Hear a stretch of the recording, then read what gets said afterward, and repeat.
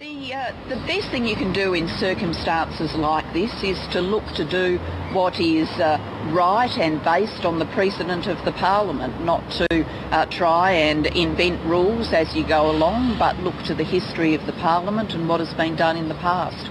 And when we look to the history of the Parliament, we can see a clear set of precedents where people have continued to function in their office while the subject of civil matters.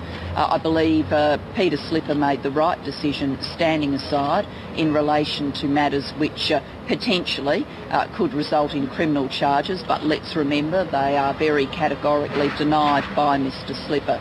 So this distinction has been made in the past, was made by the Howard government with circumstances like then Minister Malcolm Turnbull being embroiled in the HIH litigation. Indeed, this distinction is being made by the opposition even today with the position it's taking in relation to one of its own South Australian senators who is involved in civil proceedings. So I think the best thing you can do in these circumstances is to look to the appropriate precedent, and that's what the appropriate precedent tells you. Mr Shorten has seemed not to accept that distinction and has suggested that Mr Slipper is looking at his future. Is that a different position to yours, Prime Minister? No, I've been advised of Mr Shorten's remarks. Obviously he's dealing with other matters today, and I think when you look at those remarks he does make the same distinction I'm making between criminal and civil matters. What's he alluding to when he says Mr Slipper may be making a decision in a couple of days? Well, he indicated in his press statements that he hasn't spoken directly to Mr Slipper. Has Mr Slipper brought the office of the Speaker into disrepute? Well, Mr Slipper, I believe, has made the right decision to step aside in relation to the matters that he has stepped aside for. He does contest these allegations and vigorously deny them. Of course, I understand that there would be community concern as they watch this matter reported in the media and in the press. Of course, I understand that.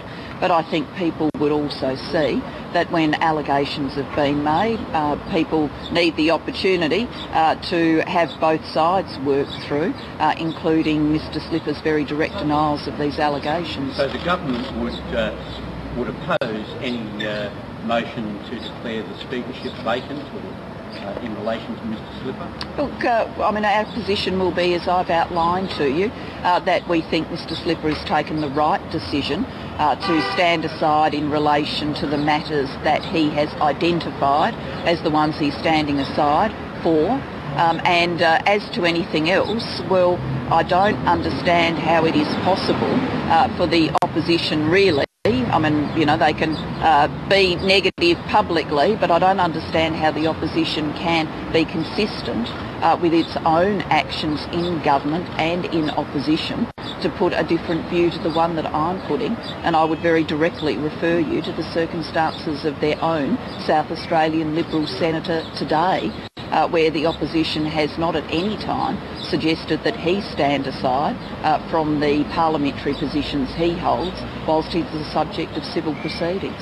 And what about Mr Windsor's position that Mr Slipper has damaged the position of Speaker? Well, you know, Mr Windsor's comments are a matter for him. But will you be seeking to talk to Mr Windsor and Mr Wilkie in the event they're going to support any opposition motion that may give effect to Mr Slipper having to... Well, I'm not going to deal with hypotheticals. I've got a important program here today for Australia's relationship with Turkey, and I'll get about that program and then return to Australia. Have you contacted any of the independents? No, I have not. What do you think of Bill Shorten's decision to put HSU, Health Services Union, into administration? Well, Mr Shorten has indicated today that the government will seek to intervene in proceedings that are on foot before Fair Work Australia about the HSU. I want Australian workers to have great trade unions that serve their interests and that pursue those interests for people, you know, clearly and each and every day. There are a series of proceedings on foot in relation to the HSU, and I'm not going to comment on those, but it is clear that there is continuing dysfunction within this union, and because of that continuing dysfunction and its apparent inability, therefore, to properly service its members, the government has taken the decision to intervene in these proceedings. What's changed, Prime Minister? Why are you acting now? These proceedings are on foot. They weren't brought by the government. The legal advice to us is that we can seek to have standing and intervene in these proceedings. So if you like, there was a vehicle that we could use to work Australia. Were you involved in this? Yes, of course I was. The HSU was called it a stunt. Well, you would expect a union that is dysfunctional to not like it when a government decides that they are going to intervene in proceedings and put that case. I would remind that we are talking about parts of this union that are clearly dysfunctional, and we'll be making that point in the proceedings. Prime Minister, would you be concerned if any of the current leadership of the HSU ex-branch attempt to make a comeback? I'm not sure what you mean by that. Why can't they stand to...